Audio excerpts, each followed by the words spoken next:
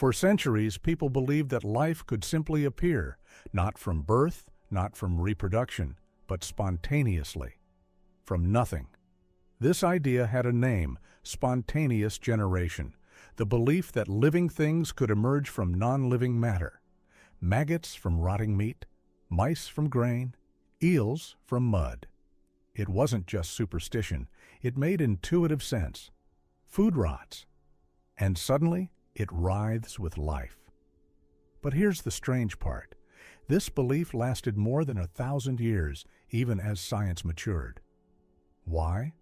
Why was one of the most basic questions, where does life come from, so hard to answer? The answer starts with visibility. For most of human history, people saw what was in front of them, and not much else. Leave a slab of meat out, and in a few days it's crawling with maggots. To them, that wasn't weird. It was obvious. You leave meat out, maggots appear. End of story. What they couldn't see was the real process. Flies laying microscopic eggs. Invisible. Unimaginable. No one saw it happen. No one even thought to look. Even Aristotle, one of the greatest thinkers of all time, codified spontaneous generation in his writings. That gave the idea weight and longevity. But eventually, someone asked a better question. In 1668, Francesco Redi did a simple experiment.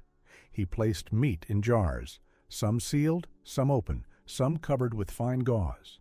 Only the open jars grew maggots. The gauze blocked the flies, and that changed everything. The result was unambiguous. Life didn't appear from nothing. It came from somewhere, and yet spontaneous generation didn't die. Why not? Because it still seemed to explain something, especially at the microscopic level. Bacteria and protozoa appeared to form in broth, even when precautions were taken. Redi's work was dismissed as a special case limited to larger organisms. But this wasn't just stubbornness, it was a framing problem. Spontaneous generation filled a gap in how people understood life. They didn't know how microbes reproduced. They didn't even know microbes existed. To believe in invisible life floating through the air sounded more ridiculous than believing in life springing from dead matter. It wasn't until the 1860s that this changed, thanks to Louis Pasteur. He designed an elegant experiment, the swan neck flask. Boil broth to sterilize it. Let air in, but use a curved glass neck to block dust and particles. The broth stays sterile. No life appears, but tilt the flask, let the dust in, and suddenly, life blooms. Pasteur didn't just prove spontaneous generation wrong. He showed that invisible life exists. It travels, it seeds, it multiplies. Life doesn't emerge from nothing. Life comes from life. That simple shift reshaped everything. Medicine, food safety, disease control, fermentation. Entire industries were redefined. But the deeper lesson was about how science works.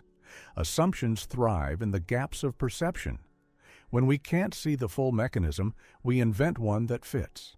And sometimes the illusion feels more convincing than the truth. Spontaneous generation wasn't a failure of intelligence. It was a failure of resolution. Today, we know better. We can picture the fly landing, the eggs, the larvae. The illusion is obvious because we finally have the tools to see what was always there. So ask yourself, what ideas today feel obviously true just because we can't yet see the alternative? What modern beliefs are just spontaneous generation in disguise?